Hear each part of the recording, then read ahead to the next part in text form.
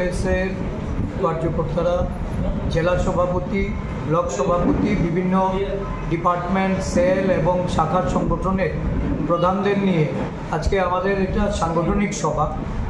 আগামী 22 তারিখ থেকে আমাদের রাজ্যের সমস্ত ব্লকে একযোগে আমাদের এআইসিসির নির্দেশিত বাড়ি বাড়ি প্রচারের যে কর্মসূচি, এই কর্মসূচি আমরা আজকে এখানে গ্রহণ করেছি। এই কর্মসূচি বাস্তবায়িত হবে 22 তারিখ থেকে এবং এটা ধারাবাহিকভাবে সারা রাজ্য জুড়ে চলবে। এই কর্মসূচিতে আমরা একটা প্রচারপত্র তুলে ধরব।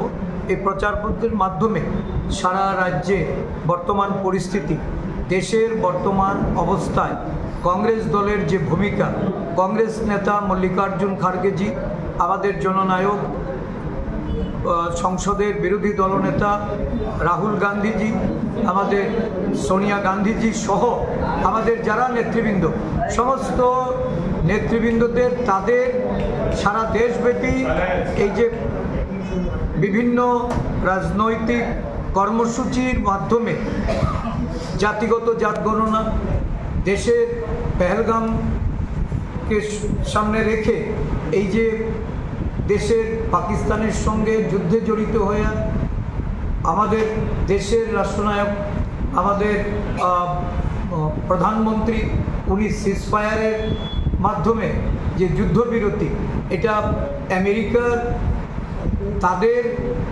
রাষ্ট্রপ্রধানের তাদের ধমক খেয়ে ওনাকে এই সিজফায়ারের সম্মতি দিতে হয়েছে বা বাধ্য হয়েছে।